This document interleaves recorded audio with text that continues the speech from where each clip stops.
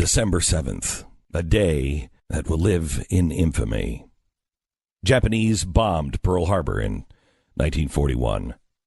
And today, December 7th, 2017, Al Franken will show the world what it looks like to be thrown under the bus. Now, to be clear, Al Franken deserves every bit of what he's getting. Character matters. Franken clearly doesn't deserve the title of the United States Senator. Call me old-fashioned, but I don't think groping and fondling women against their will is conduct befit a senator or even a man. And a moral man won't suddenly become moral just because, his secret has been outed. He can't just sit in front of a mirror and say, look, I'm good enough, I'm smart enough, and gosh darn it, people like me, and wait for the ethics committee to declare no harm, no foul. However, Franken is clearly the sacrificial lamb here. Do I doubt the suddenly newly found scruples of the Democrats? Yeah, I do. I do think there is a change going on. But when it comes to the people in Washington, yeah, I don't buy it at all. Franken's announcement was conveniently chosen a full day after a whole slew of Democrats called for his retirement. The intent was clearly to allow a good portion of the party to be able to say, hey, this guy is really bad. We decided to do the right thing for women and America. I'm sorry, but if you're really sincere, you cared about the safety of women, you would have done this after the first woman came forward, the second, the third, the fourth, the fifth. You would have done this with Bill Clinton. We're now up to 6 women. I don't think this was for safety of women or for morality at all. What this was made for is to drive a stake and say we're the party of, while the Republicans are driving a stake into their own hearts.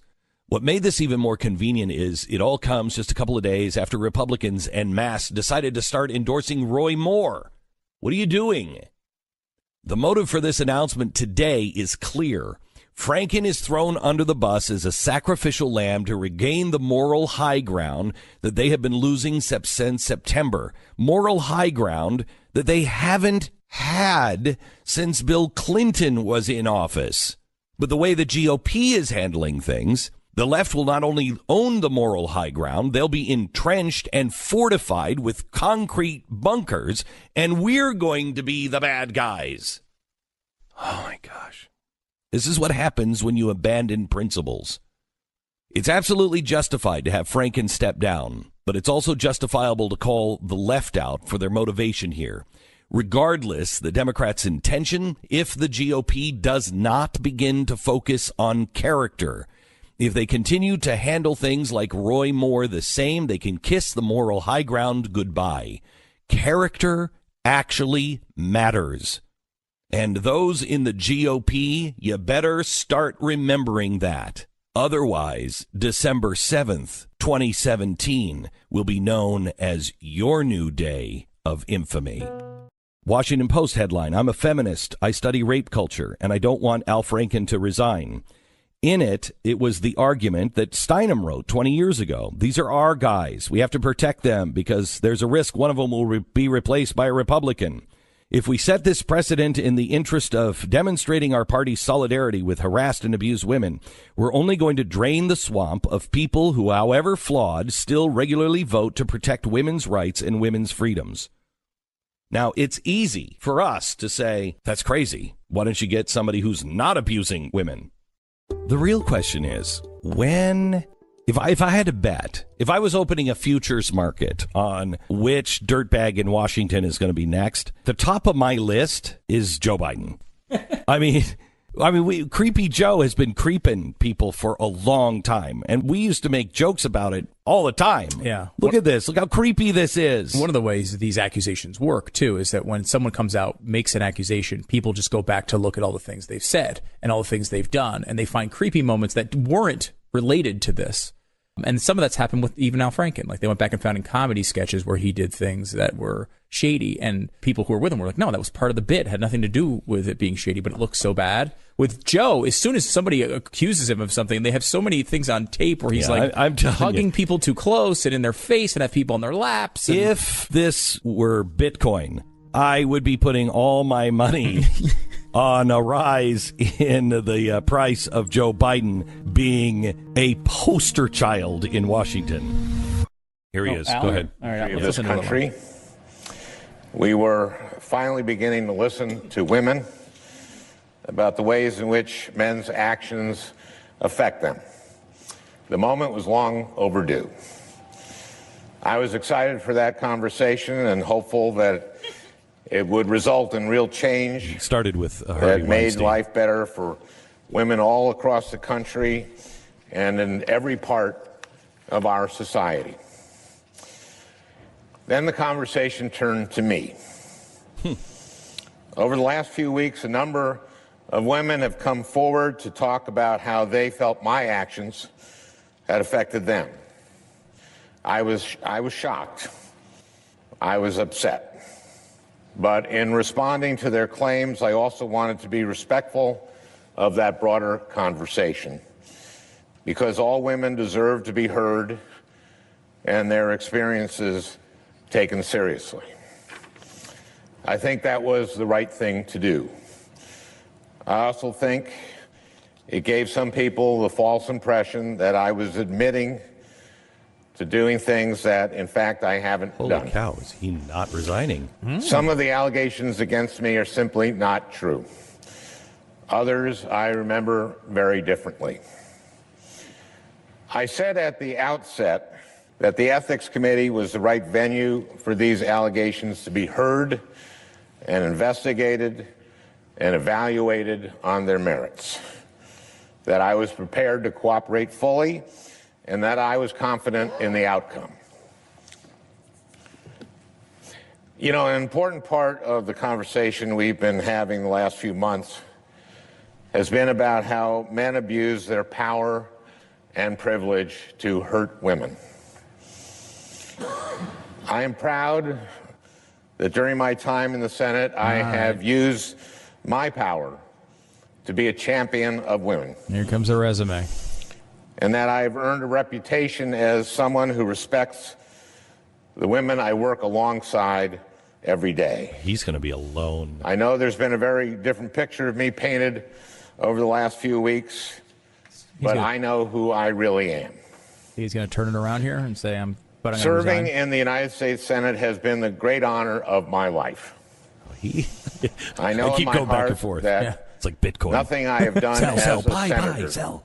nothing has brought this honor on this institution. And I am confident that the Ethics Committee would agree. Not would or will. Nevertheless, today I am announcing that in the coming weeks, I will be resigning as a member of the United States Senate. I, of all people, am aware that there is some irony in the fact that I am leaving while a man who has bragged on tape about his history of sexual assault sits in the Oval Office. This is the help. And a man who has repeatedly This is preyed the help. on young girls. Here you go. Yep. Campaigns for the Senate. All part of the plan. With the full support of his party. Wow. But this decision is not about me. It's about the people of Minnesota. And it's become clear that I can't both pursue the Ethics Committee process and at the same time. Okay, so we got it. So he is resigning, but I think the deal is you resign, we'll help you be a champion to be able to speak out and say, take responsibility, boys. Yep. And so you can help us bring down more, help us bring down Trump. Yep. That process just started right there. And we'll hook you up with, you'll be at the Center for American Progress as a fellow, and you'll be, you're going to be fine. Just go, because this is the move of the party. The GOP has massive decisions in front of them. They're never good at those. They always choose wrong. They have massive decisions in front of them, but they are about to be left into the dustbin of history, and they're being outmaneuvered right now. I mean, you want to just talk about this politically. This is a very shrewd political brilliant political move. And again, I go back to it is the way the Republicans fought the whole time for civil rights, and now they're remembered as racist because the parties moved at the very last minute And no matter what the Republicans had done since the 1860s, it didn't matter anymore. This is why principles matter. Let's go back in the time machine, back to 1999. Al Franken wrote a book called Why Not Me? The inside story of the making and unmaking of the Franken presidency. Yesterday, in the real-life version of the story, Senator Al Franken resigned. Well, sort of, kind of, not really. His announcement came after he drew the short straw and had to be tossed onto the Me Too bus by his fellow Democrats in the Senate. Most of them finally pressured Franken to resign after a sixth woman accused him of being too hands-on with his, "Oh, look, I'm just a hands-on senator." Yeah, a little bit much. It was actually the most resignation speech you will ever hear. Franken said that he would resign in the coming weeks, and he didn't apologize for anything. In fact, he basically said, "I didn't do any of that stuff. But since they came after me first, I'm taking one for the team." Well, wait. In your wildest dreams, do you ever leave office if you didn't do something? If you are wrongly accused, and this is what's going to be on your Wikipedia page forever, until Media Matters can have it finally contested and taken off. It's a pretty heroic thing to do, to take one for the team, but it's also super ironic that an upstanding, virtuous senator like Al Franken is being taken down because of those Republican dirtbags who are way worse. And that's the most important thing I hope you remember from Al Franken's remarks today. Until now, the Liberals' favorite senator from Minnesota was having a great year. He won rave reviews for his performance pretending to care about education while he grilled Betsy DeVos during her confirmation hearing. Then came his best-selling book out in May called Al Franken, Giant of the Senate. Democrats said Franken was well-liked, serious policymaker. There were even rumors of him running for president in 2020. Boy, we missed out on that one. But everything began to unravel for Franken last month with a photo of him leering at Leanne Tweeden's chest as if he were about to grope her while she was sleeping on the flight. America is better off without Al Franken in the Senate, if he actually resigns. Do you think he will? He's a sleazy guy who spews a lot of crude hate towards conservatives, but can't lose sight of the Democrats' larger strategy here. Al Franken, his number may have been up first, but he's certainly not going to be the last on either side of the aisle. But by sacrificing Franken, Democrats can now bunker in on the moral high ground and lob their bombs about Republicans hating women and electing privileged perverts. It's coming. They've positioned themselves to appear more ethical than the Republicans. Just days before the Alabama people will go and probably elect Roy Moore to the Senate. In the never-ending political chess match, the Democrats just made a bold move. Republicans, wake up.